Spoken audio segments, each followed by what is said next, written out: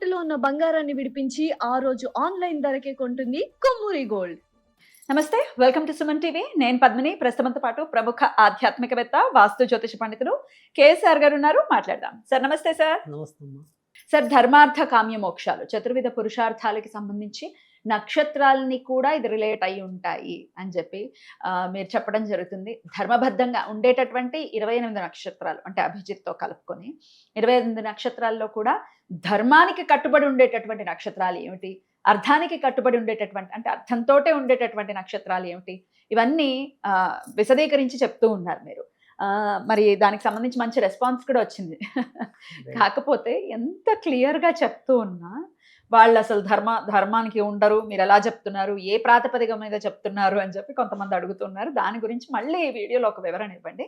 అయితే ఈ పర్టికులర్ వీడియోలో అర్థం అంటే ఏంటి సార్? ఓన్లీ సంపాదించటమేనా? అంతేనా? అంటే సంపాదన మీదనే బాగా ఫోకస్ చేస్తూ సంపాదన అనేది మేజర్ మోటోగా ఉండేటటువంటి నక్షత్రాలు ఏవి? వాళ్ళు నిజంగానే మరి అంతలా ఆలోచిస్తూ ఉంటే చక్కటి సంపాదన పరులు అయి ఉంటారా? ఒకవేళ అలా లేకపోతే వాళ్ళు ఏం చేసుకుంటే సంపాదన అనేది మెరుగవుతుంది? ఇవన్నీ ఒక్కసారి మీ ద్వారా తెలుసుకోవాలనుకుంటున్నాను. తప్పకుండా. అంటే ఇది నేనుగా చెప్పాలంటే కనుక చాలా పెద్ద సబ్జెక్టే. కానీ మనం ఏంటంటే కేవలం ఈ నక్షత్రాలనే కాదు, మీకు దాంట్లో ఆ వీడియోలో కూడా చిన్న మాట ఇంకోటి కూడా చెప్పింది. అంటే ఇప్పుడు యాక్చువల్గా నక్షత్రం ఒక్కటే దాని మీద ఎలా మీరు రూఢి అవుతారు, ఇలా మనకి ప్రశ్నలు వచ్చినవి ఉన్నాయి. కానీ మనం చెప్పింది ఏంటంటే కనుక యాక్చువల్గా ఇది బేసిక్గా మనకి నక్షత్రాల నుంచి మొదలెట్టాం. కానీ నిజానికి చెప్పాలి అంటే కనుక ఇది చాలా దీంతో ఇది ఒక్కటి అర్థం చేసుకుంటే మొత్తం జాతకం అంతా నేర్చుకోగల. ఎలాగో చెప్తున్నా, నేర్చుకునే వాళ్ళకి నేర్చుకుంటారు, ఉపయోగపడు. అంటే నేను చెప్పిన ఇప్పుడు నక్షత్రం అనేది అందరికీ తెలుసు కాబట్టి ముందు మనం నక్షత్రంతో మొదలెట్టాం, తర్వాత మనం లగ్నంకి వెళ్తాం. అంటే నక్షత్రం అనేది రాశిలో ఉంటుంది, లగ్నం ఉంది సపోజ్. ఇప్పుడు మనం ఈ 4 వీడియోలు ఎవరైతే మొత్తం ఏమంటాం కూలంకుషంగా చూస్తారో వాళ్ళకి చాలా ఈజీగా జాతకాలు చూడటం ఎలా అర్థమవుతుంది. ఏమిటి అంతా చెప్తున్నా కదా, అర్థం చేసుకోవాలి అది వాళ్ళు. సో ఎలాగో అంటే చెప్తున్నాను నేను. ఇప్పుడు మనం ఒక్కొక్కటి అసలు ధర్మానికి సంబంధించిన నక్షత్రాలు ఏంటో చెప్తున్నాం, అర్థానికి సంబంధించిన నక్షత్రాలు చెప్తున్నాం, కామానికి సంబంధించిన నక్షత్రాలు చెప్తున్నాం, మోక్షానికి చెప్తున్నాం. ఇది చెప్పినప్పుడు మళ్ళీ ఫస్ట్ ఇప్పుడు నక్షత్రాలు మన నక్షత్రంతో స్టార్ట్ చేసుకుంటున్నాం. నెక్స్ట్ స్టెప్ మన లగ్నం ఉంది. ఉదాహరణకి మన లగ్నం యొక్క నక్షత్రం దేంటనో దాంట్లో పడుతుందిగా. అవును. అప్పుడు దాన్ని బట్టి నా యొక్క బిహేవియర్ ఇక్కడ నా నక్షత్రం అది ఒకటేమో ధర్మాన్ని చెప్తోంది, కానీ నేను ఇక్కడ నా లగ్నం ఉంది, నా లగ్నం మటుకు ధర్మాన్ని చెప్పట్లా, ఏదో కామానికి ఉంది. అంటే కామంలో ఎక్కువే ఉంటాయి కానీ ధర్మంగా ఉంటాను. ధర్మంగా అలా అనుకోవాలా? ఓకే. తర్వాత నా జాతక రీత్యా తండ్రి కారకుడు ఉన్నాడు, అంటే 9వ భావాధిపతి ఉన్నాడు. నా 9వ భావాధిపతి ఆయన అర్థంలో పడ్డాడు అనుకున్నాం. అంటే మా నాన్నగారికి డబ్బు సంపాదన మీద ఆసక్తి ఎక్కువ ఉంటుంది అనుకోవచ్చు. అలా మీకు బోలని విషయాలు తెలుసుకోవచ్చు మీరు గనక మనసు పెడితే. అప్పుడు ప్రతి భావం కూడా అర్థమైపోతుంది కదా. నేను అనేది అంటే ఇప్పుడు మనకి నేర్చుకున్నప్పుడు బోలంత విస్తృతంగా నేర్చుకుంటాం. అందుకే మీకు చెప్పాను మొన్న వీడియోలో ఒక అనుభవం వేరు, ఇంత పుస్తకాలు నేర్చుకోవాలి. ఎందుకంటే ఎటొచ్చి ఎవరికి వెళ్ళి మనం ఎప్పుడైనా సమాధానం చెప్పాలి అన్నప్పుడు బుక్ నాలెడ్జ్ ఉండాలి. కానీ నిజానికి చాలా షార్ట్ కట్స్ ఉంటాయి మన జీవితంలో ఎదగడానికి. ఎలాగైతే కొన్ని షార్ట్ కట్స్ ఉంటాయో అలా జాతకంలోని ఏ సబ్జెక్టులో అయినా ఉంటాయి. సో అది ఎప్పుడు అర్థమవుతుంది మనకి, అనుభవం మీద అర్థమవుతుంది. Practice makes man perfect. So అంతేగాని ఇప్పుడు మనం వాళ్ళు రాగానే రవి ఎక్కడున్నాడు, కుజుడు ఎక్కడున్నాడు, శని ఎక్కడున్నాడు అంత అవసరం లేదు. అసలు ముందు దశ నడుస్తుంది అనేది అర్థమైతే దాన్ని బట్టి వాడు ఎక్కడి నుంచి ఎక్కడికి వచ్చాడు అనేది అర్థమవుతుంది. సో కానీ అవన్నీ ఎప్పుడు అర్థమవుతాయి? మనం బాగా ప్రాక్టీస్ మీద ఉన్నప్పుడు అర్థమవుతుంది. Correct sir. సో అలాగా ఎవరికైనా సరే పైన వినొద్దు. మనం మీ భాషలో చెప్పాలంటే స్కిప్ చేయకుండా చూడాలి. స్కిప్ చేయొద్దు, ఓవరాల్ గా చూడండి, మనసు పెట్టి చూడండి, బాగా చూడండి. నేను లాస్ట్ టైం కూడా మళ్ళీ ఒకసారి చూడండి వీడియో. మనం వాళ్ళ ధర్మానికి కట్టుబడి ఉంటారని నేను మొదట్లోనే మనం ఒక మాట చెప్పాం. నువ్వంతా అంత కింద జన్మలో బాగా అల్లచిల్లరిగా తిరిగావు, ఇంకా జీవితం చివరిలో నీకు ఎక్కడో ధర్మం గుర్తుకొచ్చింది, కానీ అప్పటికే నీ ఆయుష్ ప్రమాణం తగ్గిపోయింది. అందుకని ఆ ధర్మం యొక్క పందాన్ని మళ్ళీ నెరవేర్చడం కోసం నువ్వు భూమి మీదకి వచ్చావు. ఈ జన్మలో ఈ నక్షత్రంలో పుట్టడం అనేది పుట్టావు. జరిగింది. ఓకే. ఇప్పుడు నువ్వు మళ్ళీ ఇక్కడికి వచ్చి ఈ భౌతిక వాసనల వెనకాల పరిగెత్తాం అనుకోండి, అప్పుడు మనం కూడా లాస్ట్లో ఇంకో మాట కూడా అన్నాం. నీకు అసలు 10 రూపాయల కష్టమే రాసి ఇచ్చాడు, ఎందుకంటే నువ్వు ధర్మబద్ధంగా అంత గుందం వెళ్ళావు కాబట్టి. కానీ ఇక్కడున్న ఈ మాయలో పడి నీ జీవితాన్ని పాడు చేసుకుంటూ మళ్ళీ 20 రూపాయల కష్టాల్లోకి వెళ్ళావు అన్నాం. అవును సార్. సో అందుకని ధర్మంగా ఉండటం కాదు, నువ్వు ధర్మంగా ఉండవలసిన బాధ్యత ఈ నక్షత్రాలకు ఉంది అని చెప్పాం. Beautiful sir. ఓకే, అది ఉంటారా ఉండరా అనేది మన ఇష్టం. బట్ బేసిక్గా వాళ్ళు పుట్టింది ధర్మ నిరతి కోసం పుట్టారు వాళ్ళు. సో ఇప్పుడు మనం నెక్స్ట్ మీరు అడుగుతున్నది అర్థానికి సంబంధించింది. అర్థము అంటే కనుక జీవితం మొదట మీరు గుర్తుంచుకో, చతుర్విధ పురుషార్థాలు అంటే స్టార్టింగ్ స్టెప్ ఎక్కడ వచ్చాం, ధర్మం వచ్చింది. ఎండింగ్ స్టెప్ ఏమొచ్చింది, మోక్షం వచ్చింది. అంటే మన పిల్లలకి మన యొక్క సంస్కృతి అనేది ధర్మంతో మొదలెట్టాలి. అంటే మన బిడ్డను పెంచేప్పుడు అరే నువ్వు ఇది చేస్తే తప్పురా, ఇది చేస్తే తప్పురా అంటే, అందుకని ప్రాథమిక అడుగు అనేది ధర్మంతో మొదలెట్టాడు మనకి సిలబస్ అనేది. ఎప్పుడైతే ఈ ధర్మాన్ని అకలింపు చేసుకున్నావో నెక్స్ట్ అంటే ఇది ఇంత వివరంగా ఎందుకు చెప్తున్నానంటే, ఒక ఆయన మన కామెంట్లో అది కూడా పెట్టారు, ధర్మార్థ కామ మోక్షాలు అంటే అసలు ఎలా నెరవేర్చుకోవాలి, ఎలా చూసుకోవాలని ఒక ఆయన ఎవరో పెద్ద ఆయన కామెంట్ పెట్టారు. దానికోసం చెప్పు, ఎప్పుడైతే మీ యొక్క ఏమంటాం ప్రాథమికంగా మీ అడుగులు ధర్మం వైపు పడ్డాయో తర్వాత వచ్చే 2 స్టెప్పులు మీరు బ్యాలెన్స్గా వేస్తారు. అంటే డబ్బు సంపాదించడంలో విపరీతమైన పోకడలకు పోవటం కానీ అవినీతి మార్గాన్ని పట్టడం కానీ చేరు. ఎందుకంటే మీరు పుట్టడం పెరగటం 2 ధర్మంలో ఉన్నాయి. అమ్మో నేను ఇలా చేస్తే తప్పేమో అనేది బాధ పెడుతుంది. అప్పుడు ఖచ్చితంగా ధర్మాన్ని అంటే అర్థాన్ని మీరు కరెక్ట్గా వాడగలుగుతారు. సెకండ్ స్టెప్ కరెక్ట్ గా పడిపోయింది. సో కామము అంటే సరే మీ భాషలో కోరికలు అనుకోండి, లేదా నా భాషలో శృంగారం అనుకోండి. అంటే ఈ శృంగారాన్ని కూడా ఏకపత్ని వ్రతం అన్నారు మనం. అవును సార్. సో భార్యతో ఏదైతే ధర్మబద్ధంగా నువ్వు శృంగారం చేస్తే అది కూడా మోక్షానికి అర్హత ఇస్తుంది. సో విచ్చలవిడి శృంగారం వద్దు అని చెప్తుంది అది. సో అలాంటి దాన్ని అవాయిడ్ చేయమంది. ఓకే.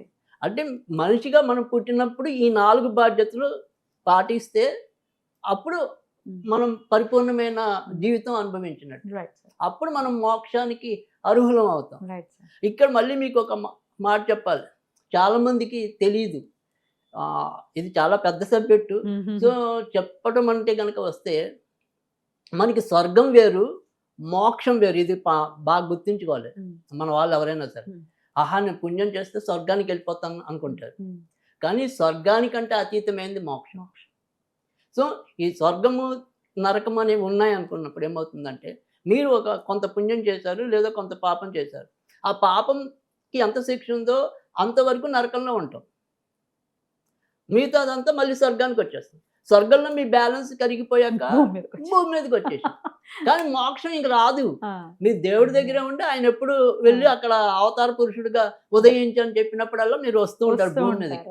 మళ్ళీ మీ బాధ్యత అయిపోగానే మళ్ళీ చలో ఇలా ఉంటుంది. సో స్వర్గం నరకం అనేది ఎప్పుడు కూడా సమం కాదు. అంటే మన ఏమంటాం శాశ్వతం కాదు. శాశ్వతం బ్యాలెన్స్ అయిపోయిందంటే వచ్చేయడం. మళ్ళీ బ్యాలెన్స్ అయిపోయిందంటే భూమి మీద పరిగెత్తుకు వచ్చేస్తుంది. ఈ పునరపి జననం పునరపి మనం వద్దు. అందుకని స్వర్గం అంటే కాసేపు సుఖపడతానేమో అనుకోవచ్చు, కానీ అది అయిపోగానే అయిపోతుంది. సో అందుకని మోక్షమే కావాలి. ఎప్పుడు కూడా మన యొక్క ఫైనల్ టార్గెట్ ఎప్పుడు కూడా మోక్షం ఉండాలి. మోక్షంకి అర్హత అనేది సరే లాస్ట్ లో ఆ నక్షత్రాలు ఏంటి అనేది తర్వాత వస్తాయి. ఇక అర్థానికి సంబంధించిన నక్షత్రాలు ఏంటి? రైట్.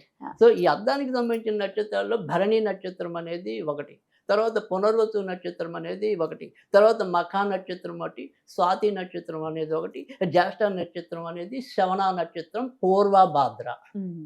ఈ 7 నక్షత్రాలు కూడా డబ్బు కోసం. అంటే ఇక్కడ మనం ఈ 7 నక్షత్రాలు కనుక అర్థం చేసుకుంటే భరణి అవ్వచ్చు, పునర్వసు అవ్వచ్చు, మఖ అవ్వచ్చు, స్వాతి అవ్వచ్చు, జ్యేష్ఠ అవ్వచ్చు, శ్రవణం అవ్వచ్చు, పూర్వభాద్ర అవ్వచ్చు. వీళ్ళకి డబ్బు సంపాదించాలనేది ఒకటి ఈక్ష అంటే కోరిక అనేది కొద్దిగా ఎక్కువ ఉంటుంది. సో భౌతికంగా మనకు ఉండే సుఖాల పట్ల వీళ్ళకి ఎక్కువగా తీర్చుకోవాలి, అంటే డబ్బు సంపాదించాలి అనేది ఉంటుంది. అయితే ఇక్కడ పాడు చేసుకునే వాళ్ళు కూడా వీళ్ళే ఉండొచ్చు.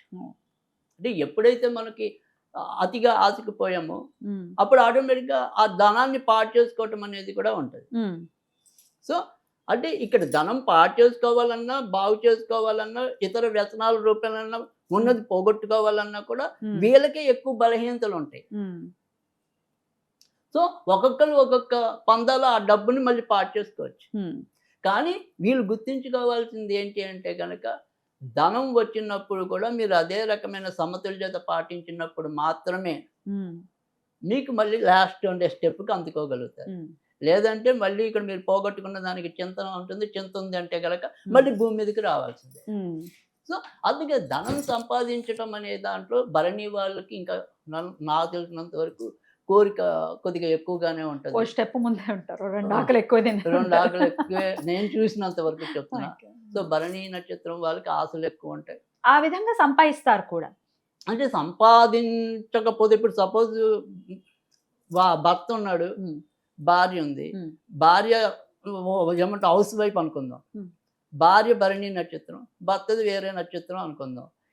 ఈవిడ అస్తమానం ఉసుకొలుపుతూనే ఉండి సంపాదించి ఈ షంటింగ్ ఉంది అని అంటే ఎక్కడో వీళ్ళు అర్థానికి సంబంధించిన నక్షత్రాల వాళ్ళు. రైట్. సో అలాగా మనం అర్థం చేసుకోవటం. రైట్. ఒకవేళ సంపాదించే విషయంలో వెనకడుగు వేశారు అంటే మరి ఎట్లా ఏం చేసుకుంటే ఆ సంపాదన ధర్మబద్ధమై ఉంటుంది, అలాగే అది నిలబడుతుంది.